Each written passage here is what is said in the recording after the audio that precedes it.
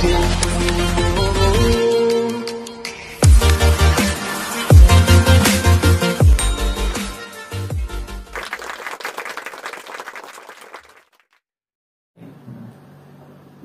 ketika dia mengerjakan sesuatu, ya dia akan memberikan seluruh jiwa raganya. Nah di sini kan keren sebenarnya. Ini malah perintah agama gitu.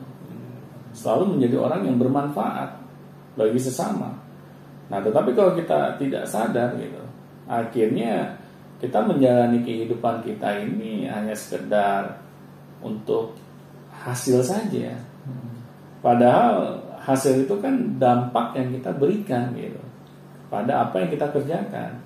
Ya bagaimana kita ingin hasilnya luar biasa, tapi kalau kita kerjakannya setengah hati, ada masalah sedikit kita cabut gitu kan, kita ganti lagi jenis usaha yang lain gitu, karena kita merasa kita nggak berbakat di situ.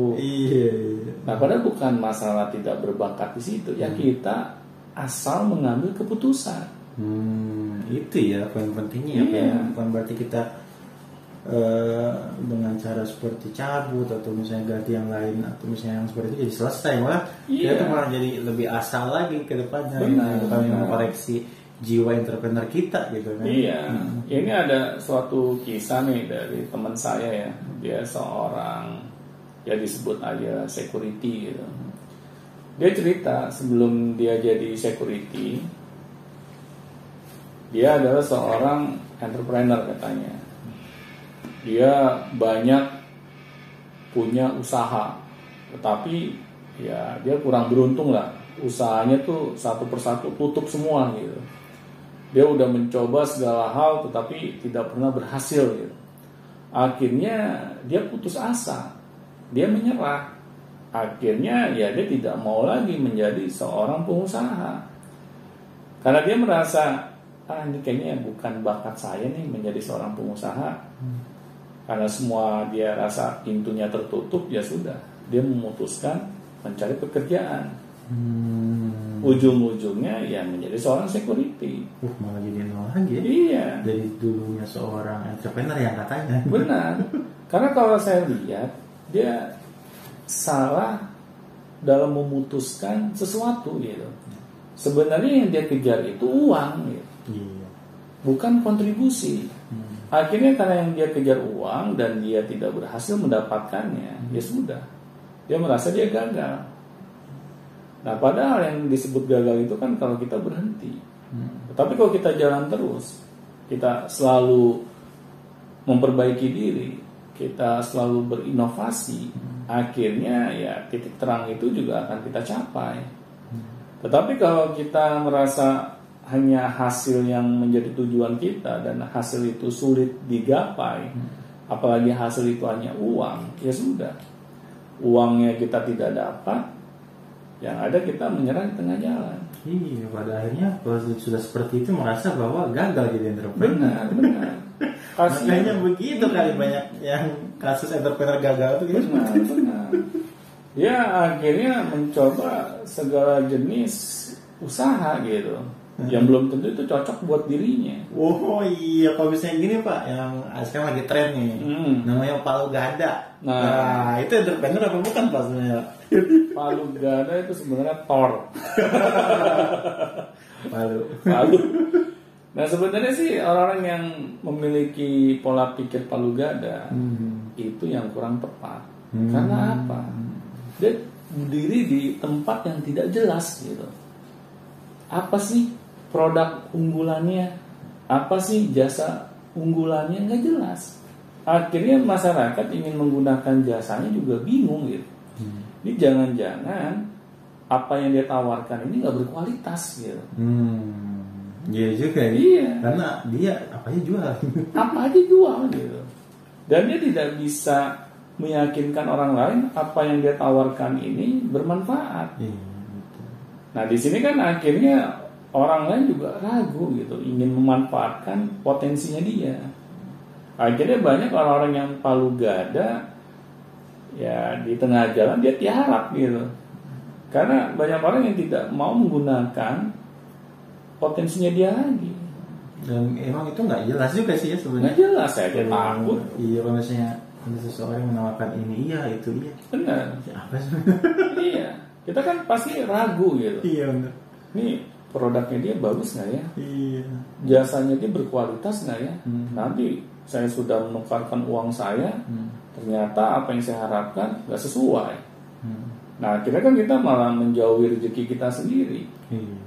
Dan kalau gak ada, ya kalau misalnya kita berpikir mindset, berarti mindset itu bagaimana cara menemukan opportunity untuk mendapatkan uang sebenarnya seperti iya, itu ya. Seperti itu. Jadi kalau misalnya ada uang besar di sini, ya ada gua gitu. Iya. Kalau gak itu seperti itu. Seperti itu. Pola pikirannya selalu uang gitu. Padahal uang ini adalah dampak yang kita hasilkan dari produk maupun jasa kita. Tapi kalau kita tidak bisa memberikan produk terbaik, jasa terbaik, ya bagaimana kita bisa menghasilkan uang yang banyak kan? Orang lain juga nggak mau gitu menukarkan uangnya kepada apa yang kita tawarkan. Akhirnya sudah gitu. Kita merasa ujung-ujungnya nggak berbakat gitu dalam berbisnis misalnya atau berdagang. Oh ini bukan bidang saya nih. Saya kayaknya nggak dipercaya sama masyarakat. Padahal bukan karena masalah entrepreneurnya dia nggak berbakat. Iya, tetapi dia tidak bisa memberikan yang terbaik. Itu yang menjadi masalah utamanya gitu. Cuma dia nggak sadar. Karena saya kan pernah gitu ya ikut pelatihan tentang entrepreneurship. Nah itu. Nah ujung-ujungnya ya benar. Kayak palu gada gitu.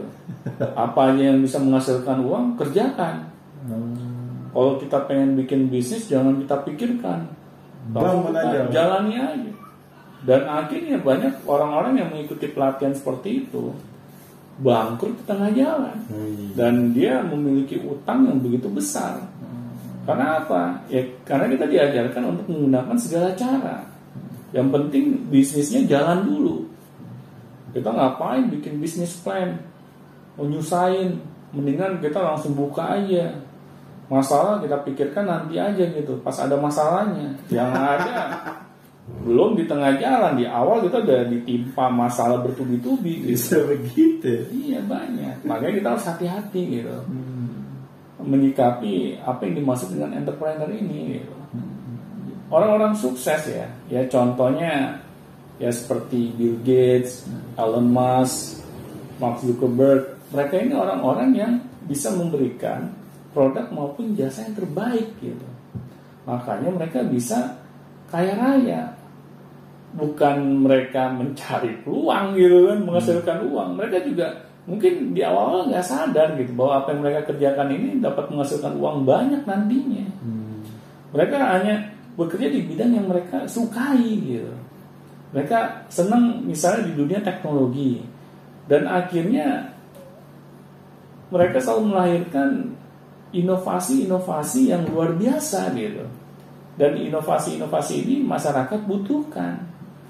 Nah di sini kan yang seharusnya kita berkaca gitu atau bercermin gitu kepada mereka gitu ya.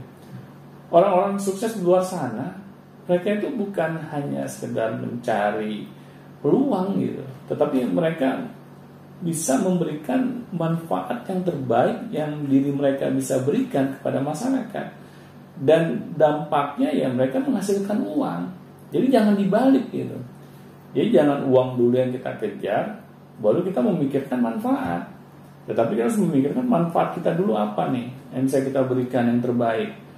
Apakah produknya, apakah jasanya, dan akhirnya kan hal itu semua dinanti-nantikan oleh masyarakat, dan akhirnya kita diberikan timbal baliknya yaitu berupa kemakmuran. Itu intinya dari entrepreneurship. Iya. Nah, jadi kalau kita memiliki pola pikiran seperti itu, ya kita semua orang adalah entrepreneur. Terima kasih Pak Dono. Jadi siapapun bisa jadi entrepreneur ya, bukan siapapun. Bukannya yang berbakat aja nih. Iya, bukan siapa yang berbakat ya. Iya, tapi semuanya bisa. Tetapi orang yang memang menginginkannya. Terima kasih Pak Doni. Sama-sama. Jangan lupa langsung share saja jika bermanfaat, dan jika ada yang ditanyakan silahkan langsung link deskripsinya dilihat, langsung saja kirim email dan lain-lainnya, dan tonton terus Beyond Education selanjutnya, dan sampai jumpa. Sampai jumpa.